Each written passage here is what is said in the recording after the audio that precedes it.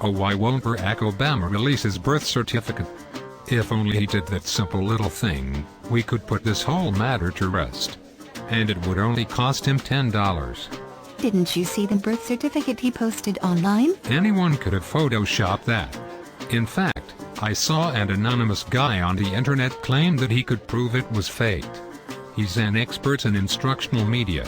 You do realize that instructional media doesn't have anything to do with document analysis, right? Regardless, it's still fake. If Obama truly had nothing to hide, he'd release his long-form birth certificate, not this computer printout. How should he release it? If he simply posted a scan online, wouldn't you accuse it of being faked? Oh, certainly. Anything he produces shouldn't be trusted unless it's reviewed by a competent authority, like a judge. So if Obama obtained his long-form birth certificate, published it, had a judge review it, and then the judge announced that it was legit and he was born in Hawaii, that would be enough? You'd give up arguing that his election is illegitimate, stop filing lawsuits, and concede that he's eligible to be president? Hardly. For all we know, Obama's parents could have lied to Hawaiian officials and claimed he was born in Hawaii when he was actually born in Kenya or Canada. For all we know, Hawaiian officials themselves might be in on the cover-up. What if it can be proven beyond a doubt that the birth certificate is real and accurate, and that he was born in Hawaii? Let's say there's a video of John F. Kennedy himself playing midwife to Ann Dunham. Would that settle the matter? It'd settle the matter of where he was born. But that doesn't mean he's a natural-born citizen and eligible to be president. Why? Because before he was born, his mother married a British citizen. That means she gave up her American citizenship even before he was born.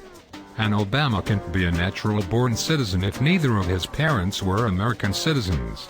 So you're begging Obama to release his birth certificate, even though you admit it won't actually stop your complaints? That's right. Well, what if I can show you that American citizens don't give up their American citizenship when they marry foreigners? Will that put this to rest? Oh, no. Even if I accepted that he was born in Hawaii, and that his mother was still an American citizen, his father was still a Kenyan and British citizen, and that means Obama inherited dual citizenship and thus wasn't a natural-born citizen. So he can be president. I see. For the sake of argument, then, let's say that I could show you that there's no requirement that a natural-born citizen be born of two U.S. citizens. Would that satisfy you? Sorry, but no. Even if the birth certificate proves he was born in Hawaii, and he could show that his mother was a U.S. citizen when he was born, and that his father's citizenship didn't disqualify him, there's still the matter of Indonesia. What does Indonesia have to do with anything? When Obama's mother married Lolo Sotoro, she gave up her U.S. citizenship, and by proxy, Obama's U.S. citizenship. So he can be president.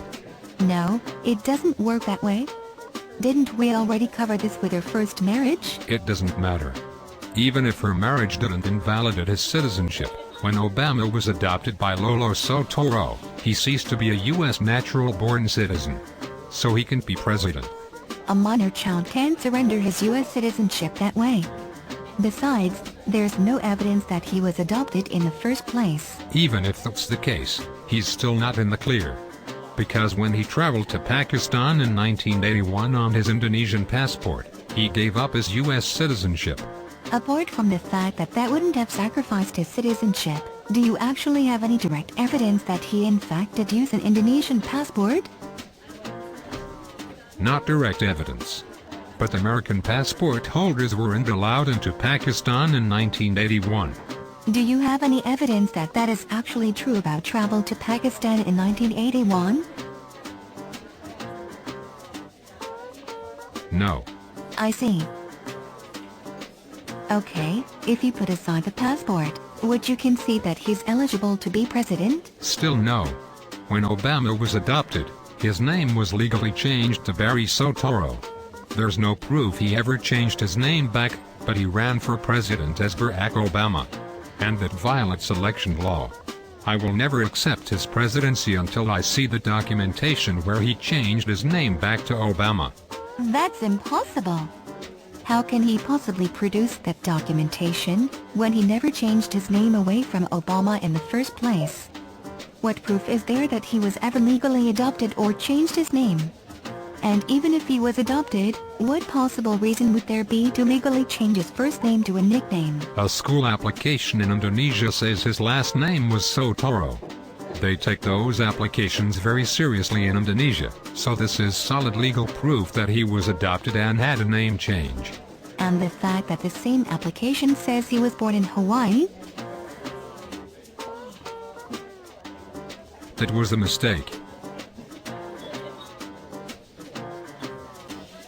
Okay, so to recap, you wanted Obama to release a birth certificate, but when he did, you accused it of being a forgery. Right? Right. And you say that if he simply shared his long-form birth certificate with the public, that could be forged too? Right? Right.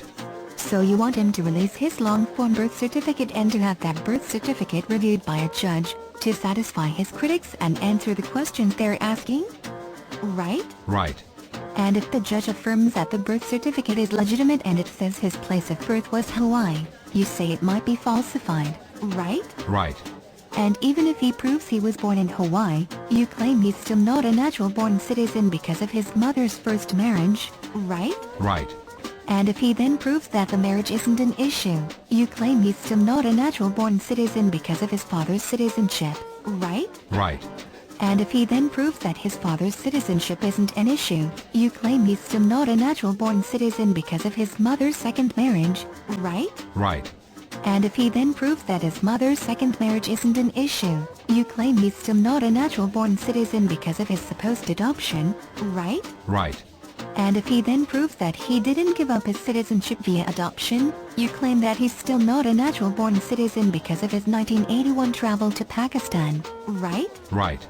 And if he then proves that he didn't give up his citizenship via passport, and even when you run out of citizenship arguments completely, you then claim his election is illegitimate because his legal surname is Sotoro, right? Right.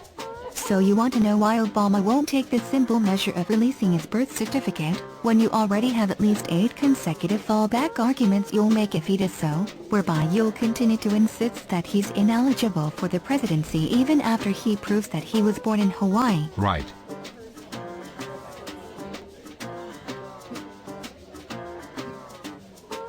You know, if I were Obama, I think I'd save my $10 too.